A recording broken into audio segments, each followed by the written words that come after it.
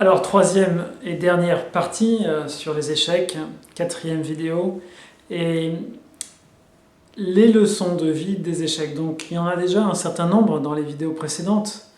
Je pense que vous les avez regardées si vous arrivez ici, et je voudrais en proposer un certain nombre supplémentaires ici. En fait, je voudrais en proposer 3 de plus. Ce qui se passe par rapport aux échecs et par rapport à beaucoup de choses, c'est que la vie est d'une complexité qui est quasiment infinie, et donc on est un petit peu submergé par cette complexité. Et donc on a besoin d'images, que ce soit des images scientifiques, des images intellectuelles, des images mathématiques, des images artistiques, littéraires, musicales, etc., qui vont à un certain moment donné nous proposer une clé pour résoudre un problème qui nous est donné. C'est-à-dire que le problème qu'on a n'est pas à hauteur de la complexité infinie de la vie. Mais le problème que nous avons à un moment donné, il vise à nous faire comprendre un paramètre, ou deux paramètres, ou quelques paramètres. Et heureusement, parce que sinon on serait dépassé. Chaque leçon que nous avons à comprendre, c'est une petite leçon. Mais mise bout à bout, toutes ces leçons finissent par nous enseigner la complexité de la vie, sur des millions d'années. Donc c'est des toutes petites leçons qu'on a besoin d'apprendre. Et donc, même un jeu qui peut sembler aussi simple que les échecs peut correspondre à certaines leçons que nous avons besoin d'apprendre certains jours. Et donc c'est ça qui est intéressant, et c'est pour ça que je fais ces vidéos. Alors trois leçons de vie qu'on peut tirer des échecs en plus des précédentes. Et la première, c'est que ce qui s'adresse, attention, seulement aux personnes mélancoliques. Donc là c'est un peu private. C'est que certaines personnes prennent la vie trop au sérieux, contrairement à la majorité de nos contemporains. Donc si vous avez tendance à être plutôt cool et à être plutôt gras, cette première leçon de vie ne s'adresse pas à vous, au contraire. Mais par contre, si vous êtes plutôt mince, plutôt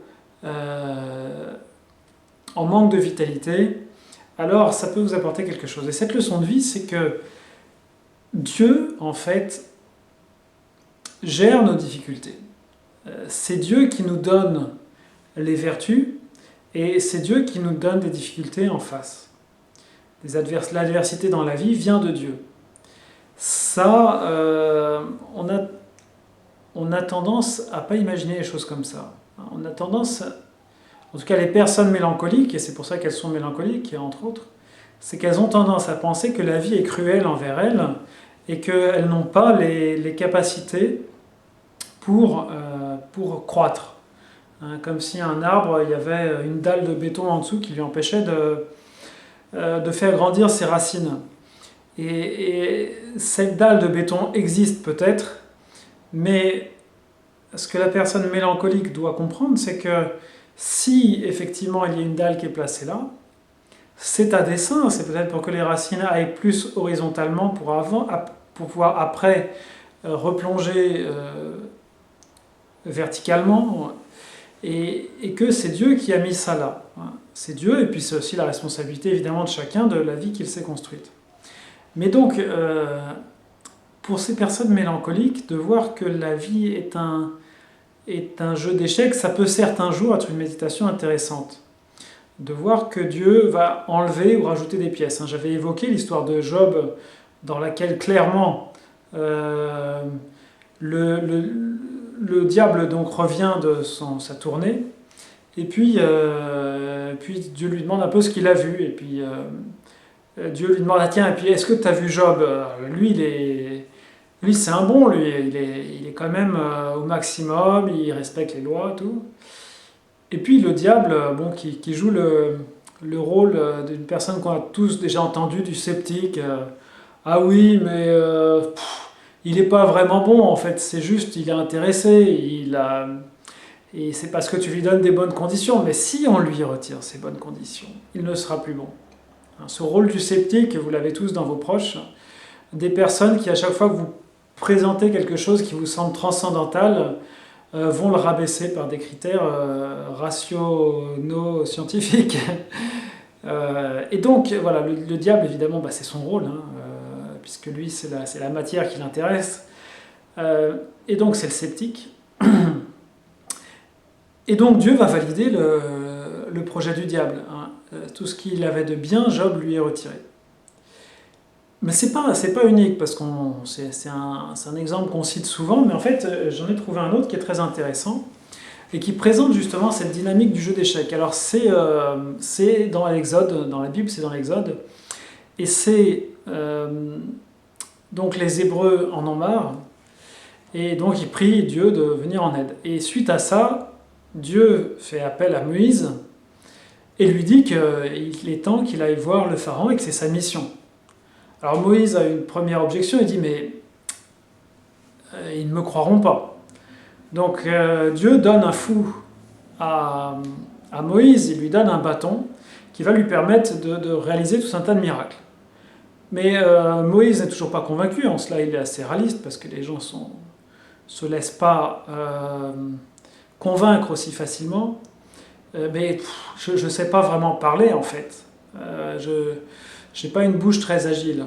Et donc Dieu dit, bon ok, je te donne 2 cavaliers, tu sauras bien parler, comme Ulysse qui savait faire croire aux géants qu'il s'appelle personne, et puis Aaron, ton compagnon, saura lui aussi bien parler. Avec ça, ça te fait une bonne équipe, tu peux lancer ton attaque contre le roi Pharaon, et ça devrait bien se passer. Et alors, ce qui est intéressant, c'est qu'à ce moment-là, Dieu ajoute, et ça m'a surpris, pour moi, j'endurcirai le cœur de Pharaon. Hein. Donc, simultanément à ce que Dieu donne des pouvoirs magiques, des pouvoirs de miracle et une éloquence à Moïse et à Aaron, il endurcit le cœur de Pharaon pour que Pharaon ne réponde pas à ces arguments qui seraient parfaits en fait. Et donc il donne une tour noire à Pharaon, c'est-à-dire un cœur de pierre. Pas une tour, une reine noire. Donc c'est intéressant de voir qu'effectivement il y a des pièces, et là on les voit presque en temps réel être rajoutées par Dieu. Donc il rajoute un fou, 2 cavaliers pour Moïse, pour les Hébreux, et il rajoute une reine pour les Égyptiens. On le voit quasiment en temps réel, c'est dans Exode 7, et la phrase « J'endurcirai le cœur de Pharaon », c'est Exode 7, 3. Donc très impressionnant, et donc un petit peu la même chose que dans Job. Ce qui nous fait relativiser quand on a des difficultés, de se dire, bon, soit c'est moi qui les ai construits, parce que vraiment j'ai pas fait ce qu'il fallait, soit c'est Dieu qui me les donne, mais en connaissance de cause. C'est-à-dire s'il y a une pièce noire de valeur 9, une reine, c'est parce que moi j'ai une valeur de 9, effectivement, si je regarde, il vient de me donner un fou, 3, et puis 2 cavaliers, ça fait 6, ça fait 9, donc finalement, l'un dans l'autre, la situation doit être gérable. Et effectivement, Moïse arrive par la persévérance, hein, donc la patience, là, c'est lui-même, hein, c'est lui qui représente le roi, Moïse en l'occurrence, à défaire cette situation qui semblait complexe, puisque si le cœur de Pharaon est endurci, c'est mal parti. Donc première leçon intéressante, donc spécifiquement pour les personnes mélancoliques, les personnes trop graves. Deuxième leçon qu'on va pouvoir tirer de ce jeu d'échecs, c'est ce que j'avais annoncé d'ailleurs dans les autres vidéos que je dirai maintenant, et c'est la leçon du sacrifice. Alors, par rapport à ce sacrifice, on est vraiment tous comme des enfants. C'est-à-dire, dès qu'il faut donner notre jouet, notre poupée, notre voiture, notre victoire à quelqu'un d'autre, ça coince. On veut bien faire des efforts, mais renoncer à quelque chose qu'on croyait acquis, c'est toujours extrêmement difficile. Et ça, c'est intéressant dans le jeu des échecs, de voir qu'on doit renoncer à des pièces. Alors vous me direz, mais c'est bizarre parce que dans la vidéo précédente, tu nous as présenté ces pièces comme des vertus.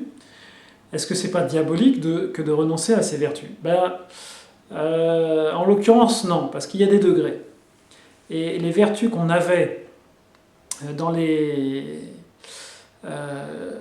jeu d'échecs ne sont que des graines. Hein. Je vous ai parlé de ces graines, il me semble, précédemment.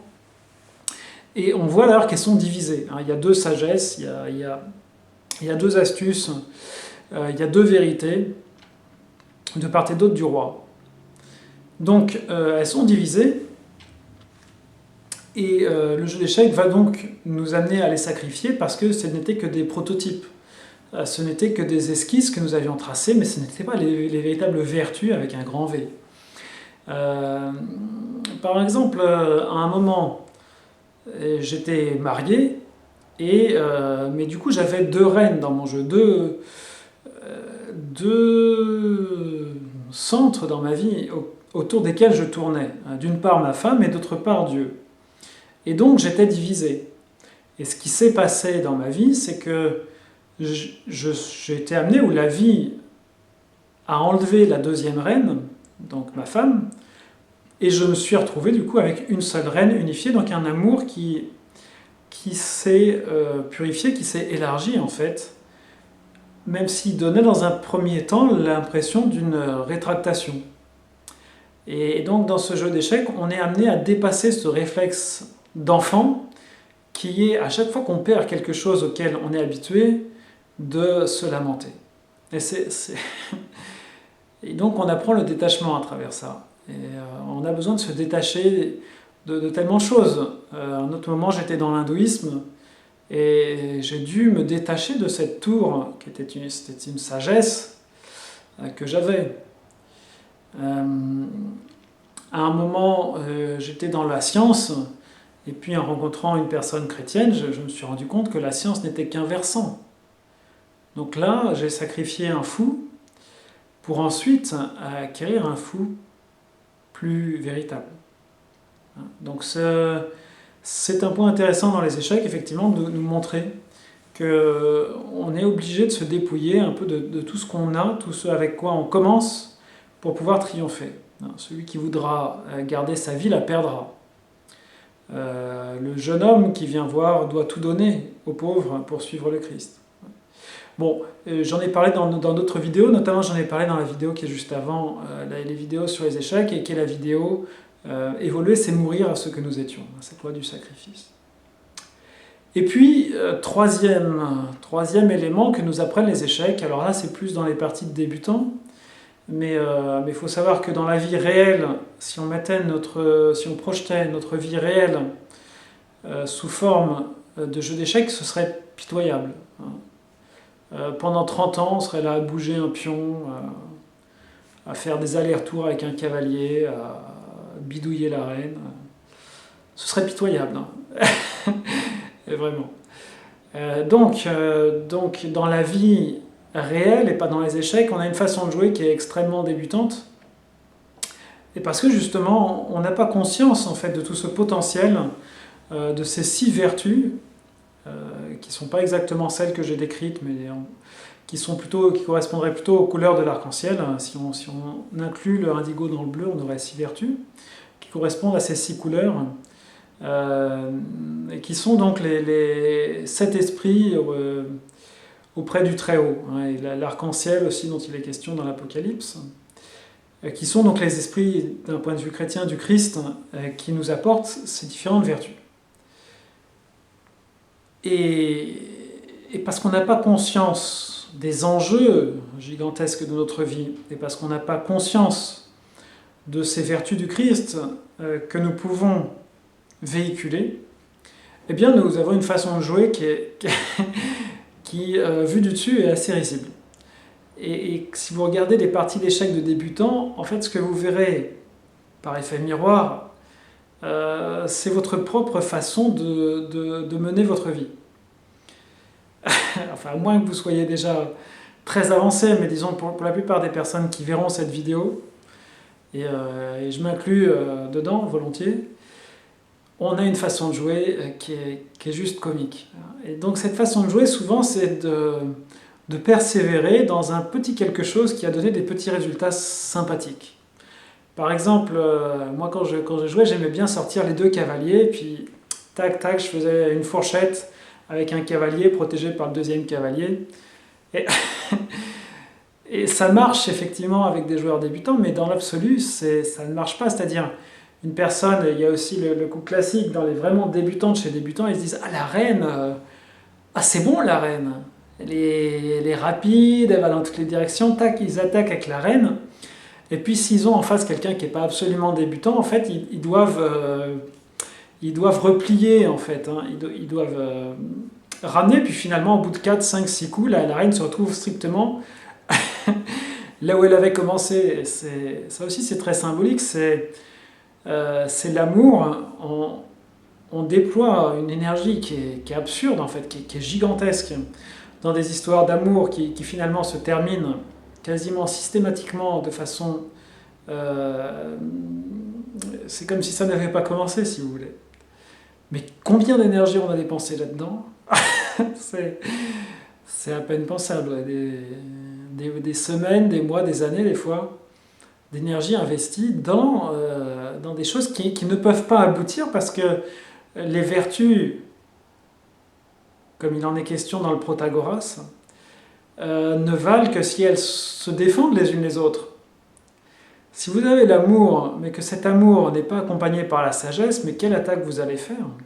Par contre, si vous arrivez à déployer à la fois, simultanément, la vérité et l'amour, par exemple un fou et la reine, là où il y a les petites attaques de début de partie qui sont possibles avec un joueur quand même pas trop expérimenté. Ou bien, je crois que c'est le coup du berger qui s'appelle comme ça, où on arrive à un mat très rapide, justement, avec la reine et le fou. Mais bon, ça reste un coup de débutant. Et puis, par contre, si vous arrivez à sortir la reine, donc l'amour et la sagesse, en milieu, fin de partie, là vous avez une sorte de rouleau compresseur. Quand vous avez l'amour et la sagesse, là il y a du lourd et il peut se passer des choses. Mais l'erreur qu'on fait tous, donc, et ça c'est le dernier point que je voulais évoquer dans cette série de vidéos, c'est que on est content, on a trouvé quelque chose, on a trouvé une sagesse. Ah, paf, j'ai étudié tel auteur. Et on pense que parce qu'on a étudié tel auteur, parce qu'on a trouvé tel courant spirituel, on va pouvoir tout résoudre. C'est assez naïf. Hein, c'est assez naïf. Vous avez une tour, vous allez peut-être faire un bon coup, mais vous n'allez pas vaincre un adversaire réel parce que vous avez une tour. Il va vous falloir une deuxième tour, ou l'amour, vous voyez. Et bien voilà, ça conclut cette série de vidéos sur les échecs et sur le jeu des échecs. Et j'espère que ça vous a inspiré, que ça vous a donné des pistes de réflexion, des pistes de méditation, puis cette envie donc de vivre au plus près de ces grandes vertus qui expriment Dieu et qui peuvent se manifester en nous. Merci.